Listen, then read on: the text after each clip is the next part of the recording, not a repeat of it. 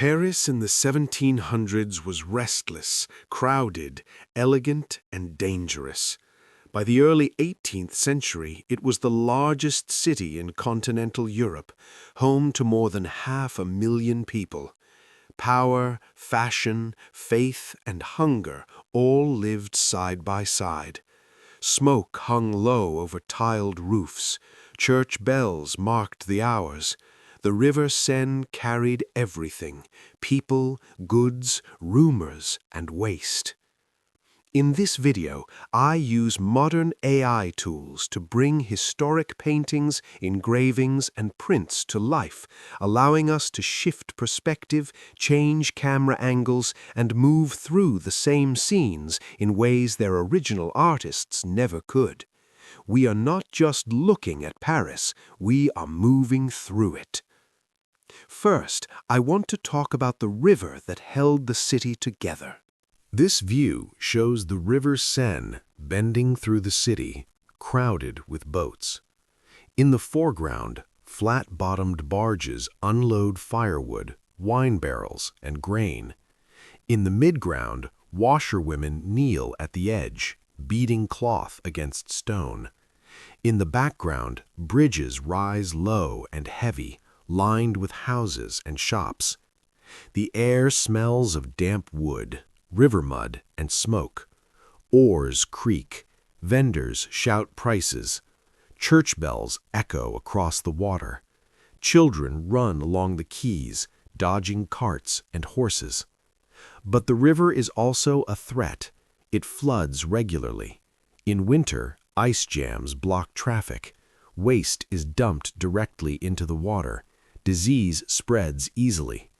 Contemporary accounts describe dead animals drifting past the bridges. The Seine matters because it feeds Paris. Almost everything arrives by water.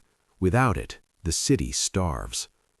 Later in the century, embankments are reinforced, quays are widened, regulation slowly replaces chaos.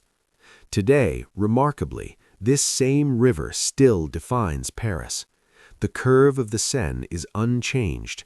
You can walk these quays and follow the same line the city has followed for centuries. This view shows Pont Neuf, completed in 1607 but fully alive in the 1700s. By this century, it is the busiest bridge in Paris. The camera pulls close, stone arches below, open sidewalks above, wide for their time. Crowds never stop. Street performers gather. Tooth pullers advertise cures. Pickpockets work the edges. Coffee sellers weave through traffic. You hear laughter, arguments, coins clinking. Danger is constant. Fights break out. People are pushed over the parapets. At night, lantern light is weak and crime thrives. Pont Neuf matters because it is Paris in miniature.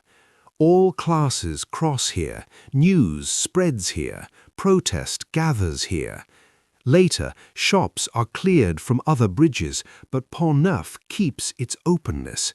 It becomes a model for urban design. Today, the bridge still stands.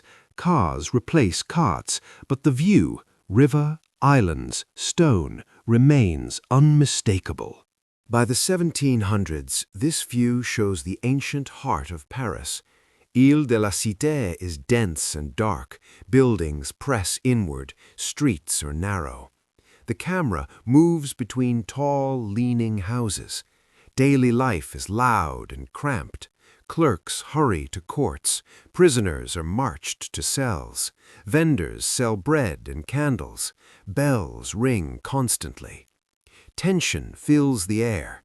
This is where royal justice operates. The conciergerie holds the accused. Fear of arrest is real. The island matters because it houses power, legal, religious, and symbolic. Paris began here. Later, much of this overcrowding is swept away.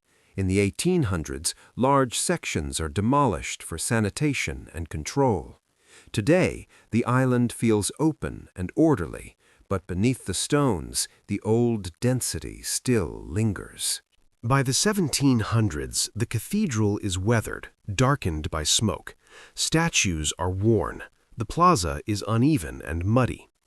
Inside and out, life continues. Processions pass. Beggars gather. Merchants sell candles and holy images.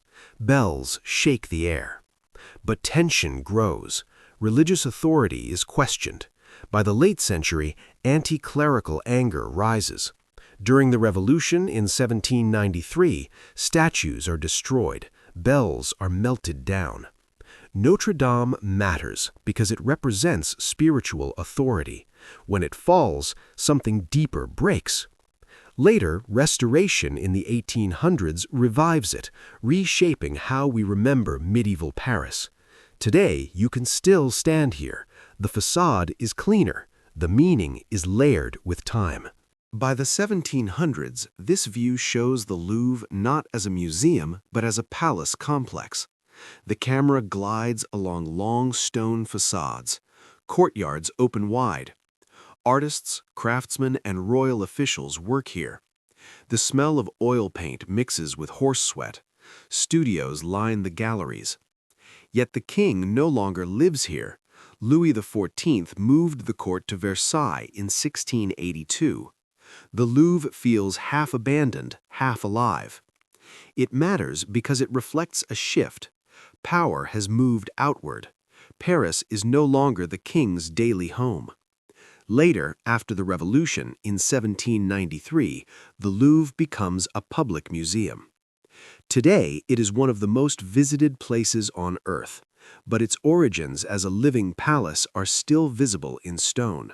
This view shows Les Halles, the great market of Paris. In the 1700s, it never sleeps. In the foreground, meat hangs from hooks. In the midground, carts unload vegetables at dawn. The smells are overwhelming: blood, fish, rot, fresh bread. Shouting fills the air, rats scatter. Danger is constant. Food shortages trigger riots. In 1725, and again in the 1770s, grain prices spark unrest. Les Halles matters because hunger controls politics. When food fails, Paris explodes.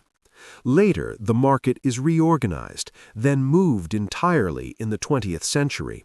Today, the name survives, but the chaos is gone.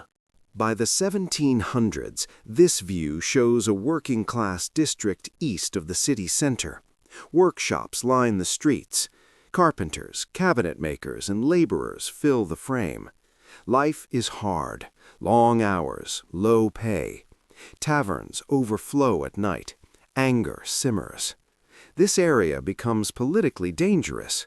Crowds here mobilize fast. In 1789, these streets feed the revolution. It matters because revolutions begin where pressure is greatest.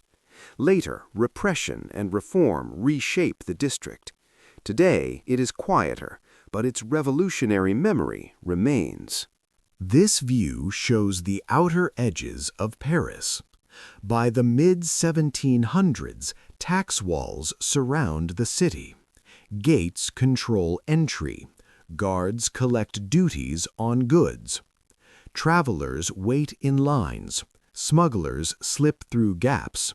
Tension grows between city and countryside. These walls matter because they define who belongs and who pays. Later, the walls are torn down. Paris expands beyond them. Today, only street names mark where gates once stood. By the 1700s, this view shows interior spaces, salons and cafes. Candles glow. Voices are low but intense. Writers, philosophers, and nobles debate ideas. Coffee replaces wine. Pamphlets circulate. Voltaire, Rousseau, and others shape thought. These spaces are dangerous in a quiet way. Ideas undermine authority. They matter because revolutions begin in conversation before streets. Today, Parisian café culture traces directly back to these rooms. This view shows the city after dark. Lanterns flicker, streets uneven, shadows hide danger. Watchmen patrol, but crime is common. Fires spread fast in wooden neighborhoods. In 1718, major fires terrify residents. Night matters because it reveals vulnerability. Later, lighting improves, policing expands. Today, Paris glows, but the memory of darkness remains. By the late 1700s, this view shows a city ready to break. Crowds gather, bread is scarce, authority feels distant. In 1789, the revolution begins. Paris reshapes France and the world. Many of these streets survive, others vanish. Standing here now, the past feels close, almost reachable. If there's another city, moment, or scene you'd like to see reconstructed like this, let me know in the comments. Again, thank you so much.